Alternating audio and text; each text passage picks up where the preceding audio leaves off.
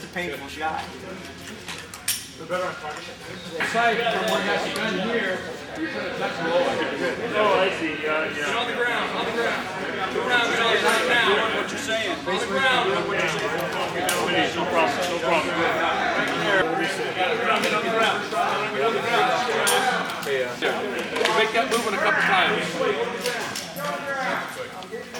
Up. When you bend over, drop. You want to practice? Get on the ground.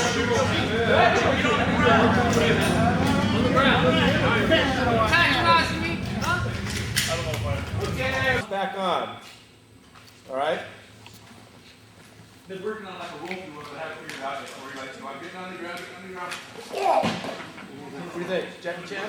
This is a protocol, it's on your handouts also, that if you're going to go and demonstrate this for someone, you need to go through and you need to check all the weapons, especially if you're carrying I don't want to say odd weapon, but a weapon that's not standard. Someone is adding like high sights on the front of it, could be an issue, especially if the front sight's very sharp.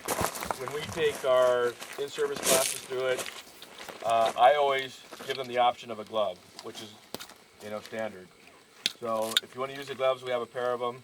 And when you come up, I want to need to see the weapon that you have. I check it for any modified sights and who has it compensated. Okay, step up here, clear your weapon, make it safe. Now, if you haven't seen a compensated Glock before, okay, that's what it looks like. We're doing a class at WSLFIA, the Washington State Law Enforcement Firearms Association. And all of our gambling commission have this model. So we're going through class and the guy comes up and goes, hey, I have this compensated Glock. Is there going to be an issue with it? And I go, is there gas coming out of the top of it and stuff? And he goes, yes. And I go, you can shoot it, but you have to wear my Nomex SWAT gloves. And he goes, okay. So he grabs onto it, he fires with it. It obviously banged his hand pretty hard, but the Nomex did what it's supposed to do, kept it. Look at his hand, no marks or anything. All right, so I go, okay, if you're going to fire this, you have to wear a specific type of glove. Well, we did like 4 classes throughout the couple days, and then the next day we came up, I go, now be aware with the compensated Glock, blah, blah, blah. And their head firearm instructor from the gambling commission was there, and after the class, he comes over to me and he goes, hey, blah, blah, blah, blah. I've been teaching it to our guys and everything, and I saw the GWRAPS, which is the overall system, demonstrated. I tried it with like a H&K, blah, blah, blah. It was, after we were done with the class, he goes, I'm talking to him about it, he goes, but you know what? If someone's fighting over my gun, I would go right back to that position anyway. So the trade-off between my hand here or losing the gun, there's no match. I would always hold on to the gun first. He said, even knowing that he would injure this hand, he would do it. That was a pretty good statement. So the guys that have the compensated or any weird type of weapon, we will check it out. Also, you need to check to see on a regular firearm if it's sharp front sight. So these guys will give them another weapon to practice, one that's the same frame size, same barrel length, but they can get a hold of and do the same technique. What other type of weapons do we have? I have the Glock 30, which is showing. Okay. You got the hammer on yours. Bring it up here, make it safe. These are the things you want to do ahead of time. In other words, a Glock 27. All right, we see a potential problem with that. Okay. I have to go 2 fingers on it to grab it. Do you think the technique would still work?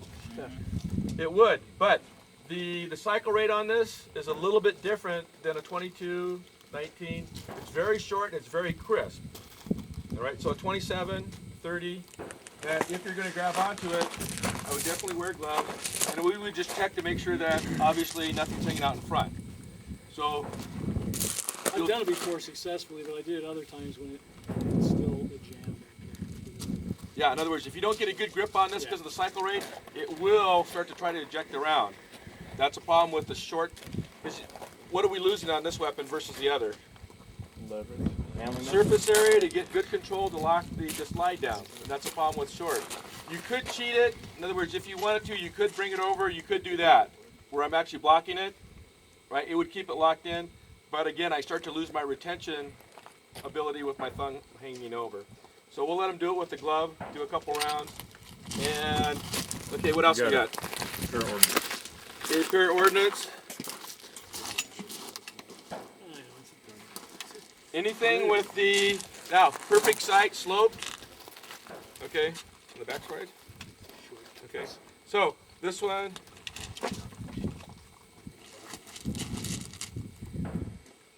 All right, so this one, sight's perfect on it. Nice and smooth, pretty good surface area. So as you're going through your checking, this one's actually ideal. Take a look at the grip. It matches the curvature of your hand. I can put everything in front of what? That's perfect, right? This is actually real well. You obviously don't want to put anything behind it, right? But this one, I'm going to guess, probably is not going to move much at all, right, during the technique. This, the Beretta, works real well on you have more surface area. So this makes it very easy to get up and do the technique. So this one you're going to be probably very, very happy with, right? Any other sensitive hands? Okay, so he's going to put a glove on. Okay, you're going to have to go over here. Get over here. You okay? All right, now, what's going to happen is that you only really need to have 5 rounds in it. There's 2 things that you want to control because you want to check out the webbing on the hand. If the webbing in their hand matches up with the edge of the ejection port, if the slide comes back a little bit, it can catch the glove or the webbing of the hand. You need to have positive control of the person while they're doing, in case they get something pinched and they start swinging around. So the first thing I'll do, okay, I'm going to block your view for a second. Okay, go ahead and draw your weapon. Okay, and I'm going to observe, I'm going to take a look at it, make sure there's nothing weird about it. Okay? Yeah, one finger. Okay, go ahead and assume the GWRAPS position. Now, as he grabs onto it, I'm going to feel his grip up here. I'm checking for what? That he has positive control on the muzzle, right? And I have to peek around the front edge to see what? There's no way you can do it without peeking around the front. But what do I do before I look? Make sure your fingers Right up right here. Okay, you're good to go. Elbow high. So we set it up, and I'm going to tell him you're going to fire one round only. All right? And I'm going to have him chamber it, or chamber another round, but he will not do any of the strikes. We already talked about that. So it's very, very controlled. It's very, very, safe because it's only one person on line. Okay, fire. Okay. Now right here, just come up to the edge. I want you to see how much it moved.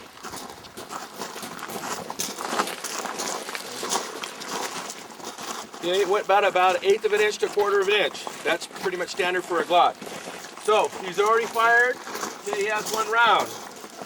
Okay, when he's going to cycle another round, okay, I want you to cycle 1 round, but I won't allow him to pivot beyond this point. Right, so you want the people offline? Okay, go ahead and cycle around. Okay, go ahead and assume the GWRAPS position. Okay, looks good. Okay, 1 round. Okay, and go ahead and cycle. So you notice where I'm moving. What am I doing? When he's going to chamber around, I need to step out of this area in case he starts to sweep to his left or the right. We'll only run 1 line here, go ahead and holster, and 1 line down here. But it's very, very controlled. 1 run at a time. We have you shoot 5 rounds so you feel comfortable with it. Right? That's how you do it. Because on the street, if you're up there, you got to realize that, yeah, I've done this before, I can do it live, right? And it's going to work. Right? The sim rounds only just kind of, know that you're going to cycle it properly. Okay, questions? Okay, we're going to have 2 lines, 1 here, 1 down here. We're going to run you through. Same with the 30. But all the other ones seem to work relatively well. Do you have anything down on your? Okay, what we're going to do is we're going to set up for the Bowtie Surrender. We're going to give you a chance to live fire it. We're just going to be very step by step. So we need to take 10 targets. The stands are already behind. Let's go ahead and place those up.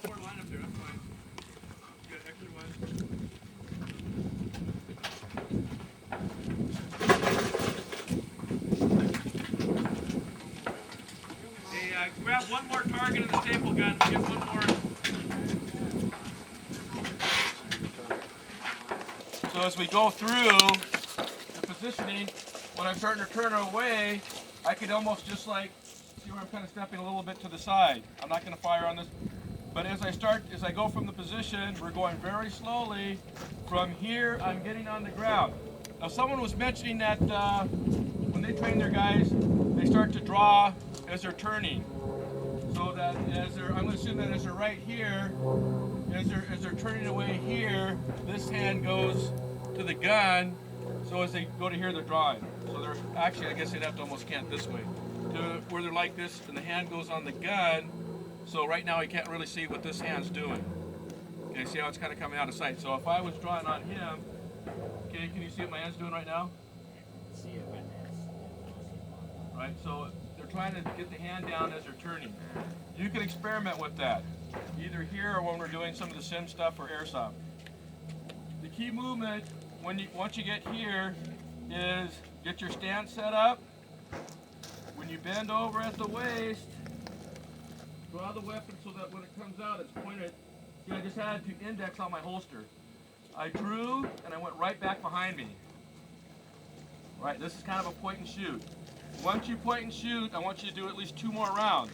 So I'm not going to draw the weapon. So I'm here. Okay, I'm getting on the ground. Okay, I draw. I shoot 1, 2, 3. Okay, I want to roll out from that kill zone.